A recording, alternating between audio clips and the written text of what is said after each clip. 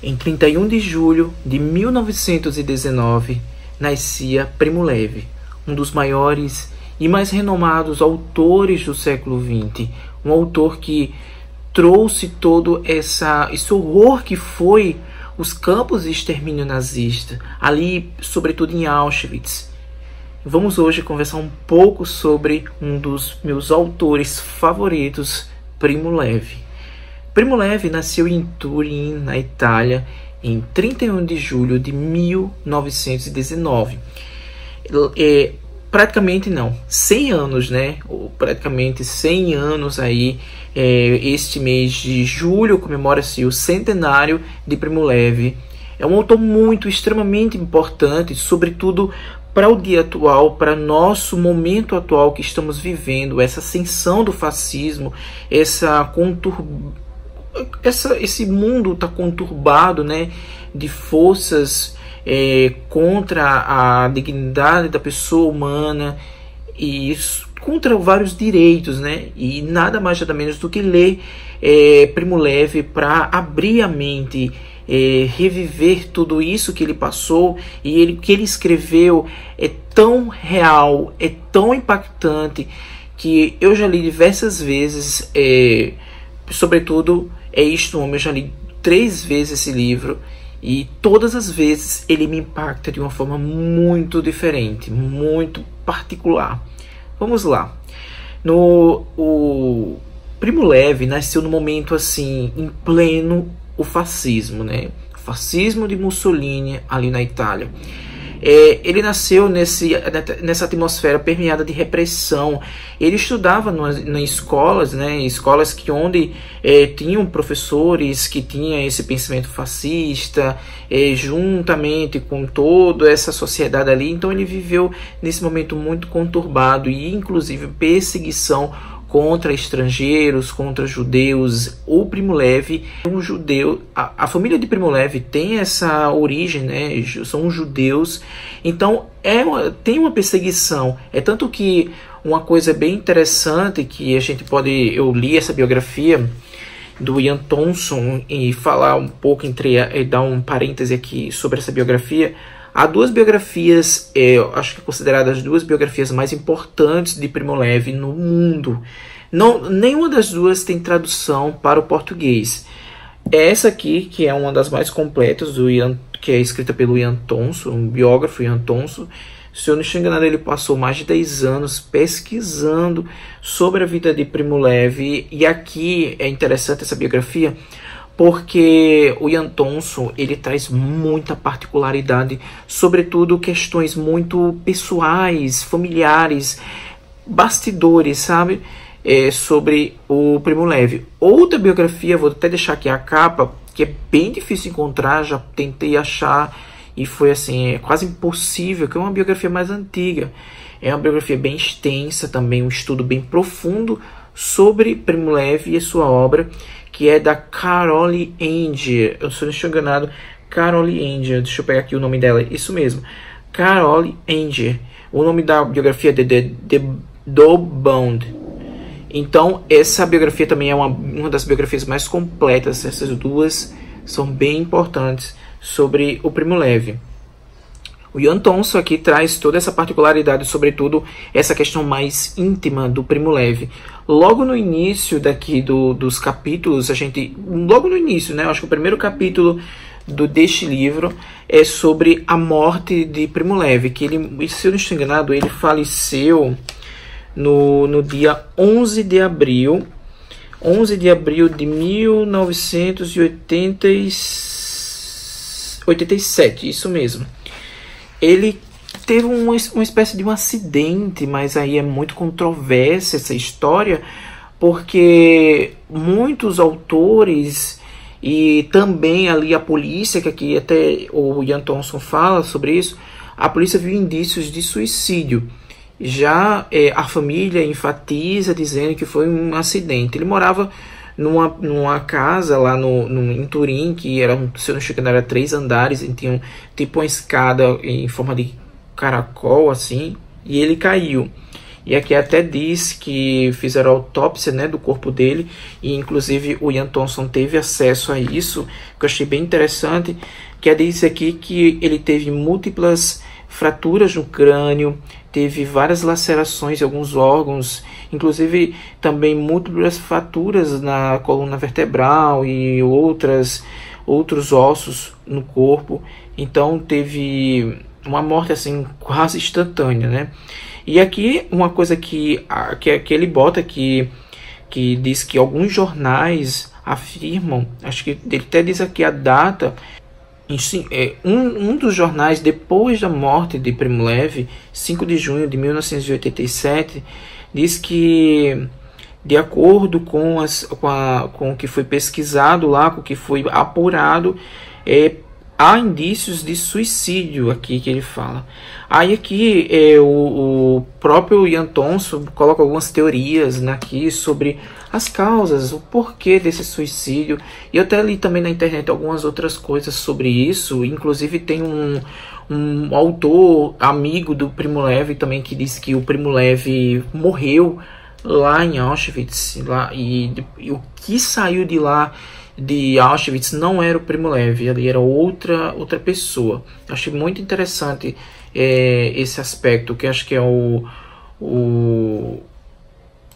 autor, deixa eu pegar aqui o nome dele, ele disse que é o Elie Johansen. É bem interessante esse autor também, que ele tem um livro chamado Noite, que também ele foi no campo de concentração em Auschwitz, um dos sobreviventes. Então, esse autor, amigo de Primo Levi, ele diz que Primo Levi morreu, né, em Auschwitz, e o que saiu de lá foi outra pessoa, outra mente, né? E de fato foi, não que ele morreu lá, mas de fato outra pessoa saiu daquele horror. Eu acho que não tem como, né, você não se transformar perante todo aquele horror. Uma coisa bem interessante sobre essa questão do suicídio, uma coisa que eu li aqui na biografia, é que nos últimos anos o Primo Levi, ele estava como se fosse melancólico, meio como se fosse aspectos de depressão. E isso já vem decorrente de até alguns biógrafos e outros estudiosos falam que isso pode ser decorrente do que ele passou ainda, né, no passado ali no campo de concentração. O Primo Levi, ele passou 11 meses no campo de concentração, mas que foi assim algo devastador. Ele presenciou coisas assim absurdas. Uma coisa que você estiver aí me assistindo pode muito bem ver esse horror todo que o Primo Levi passou. Leia o livro É Isto um Homem, que você vai sentir na pele o quanto aquele livro é contundente, o quanto o Primo Levi sofreu. Mas vamos voltar sobre a história de Primo Levi. Primo Levi, ele cursou todo o seu colegial, né, lá em Turim. E, inclusive tinha essa questão toda já da perseguição contra estrangeiros e judeus.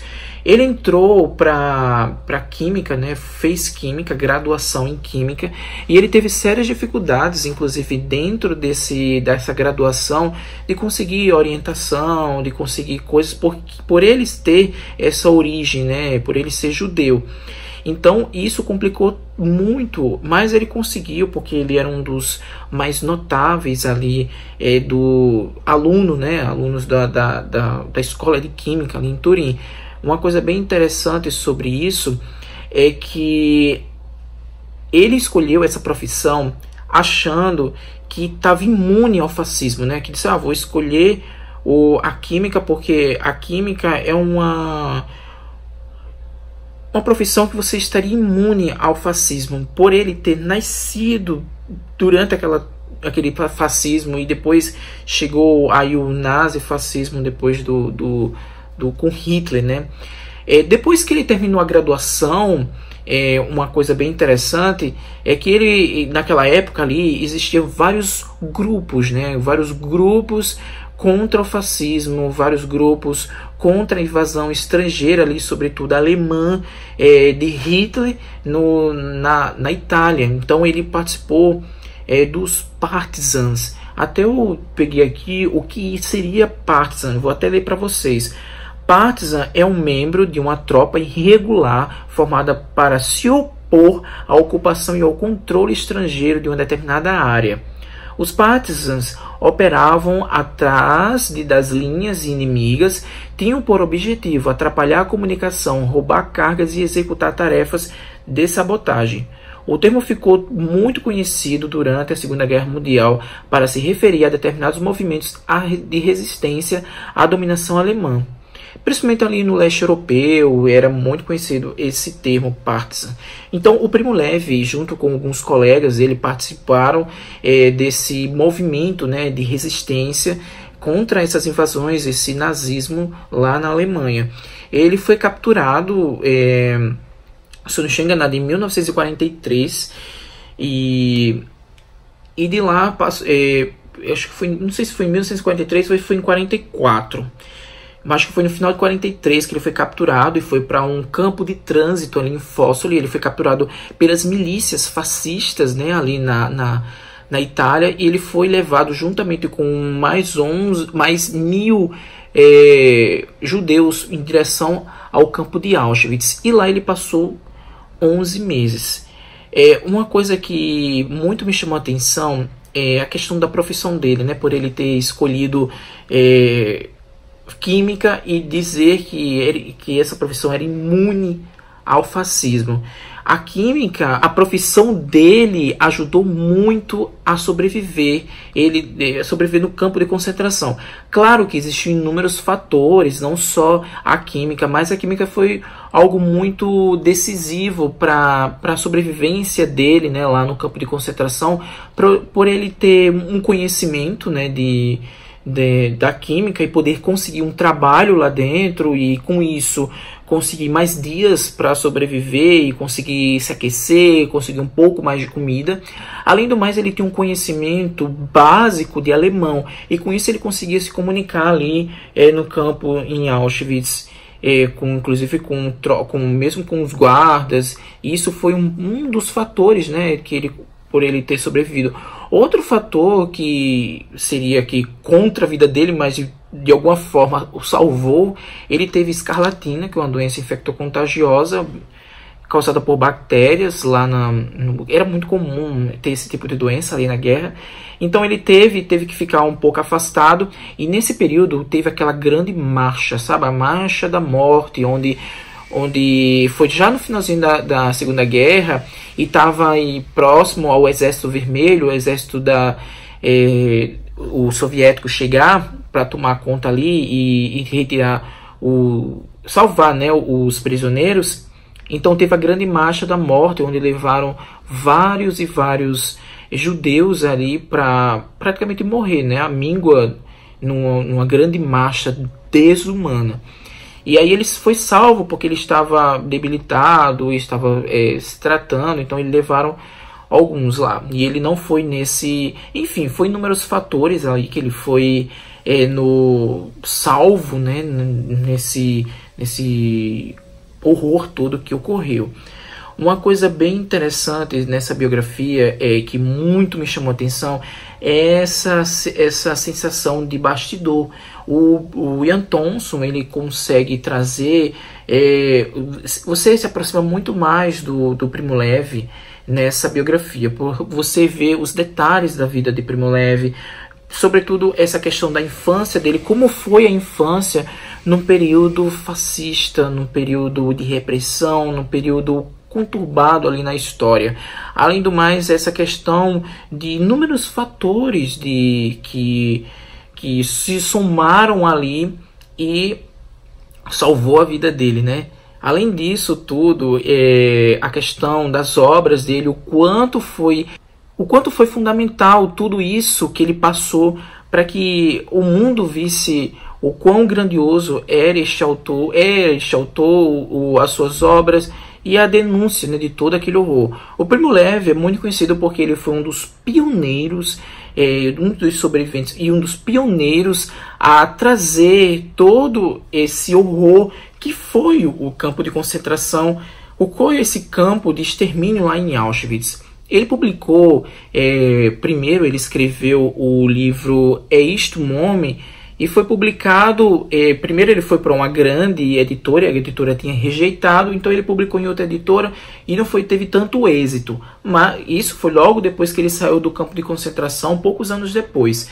Então, alguns anos depois, em 1958, se eu não estou enganado, a editora que tinha rejeitado pegou de volta, né? Ele conseguiu esse contrato com essa editora, e a editora meio que reorganizou o livro, ele atualizou e conseguiu publicar, e foi um estouro, um sucesso. Assim, vendeu muito e a sociedade ficou muito chocada com tudo o que viu e que estava escrito ali, que Primo Levi tinha colocado. Um outro romance dele que é muito interessante, porque A Trégua, né, que eu até vou deixar a capinha aqui, que eu recomendo demais que vocês leiam, é um dos meus livros também favoritos. Inclusive eu quero reler este livro para fazer vídeo aqui no canal. Esse livro, A Trégua, foi praticamente uma observação que ele fez quando ele saiu do campo de concentração em Auschwitz. Quando ele saiu do campo de concentração, ele não foi imediatamente para Turim, ele passou alguns meses até voltar para o seu país de origem. Ele viajou ali pela Europa, juntamente com algumas outras pessoas, em inúmeros países europeus ali, e ali ele viu a Europa colapsada de pós-guerra, né? Muita destruição, as pessoas sobreviventes, né? Com aquele ânimo de voltar à vida, mas também ao mesmo tempo triste por perda dos familiares.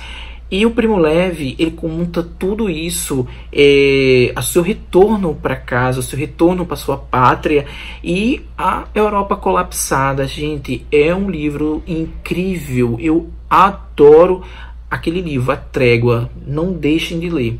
Então, A Trégua também fez muito sucesso.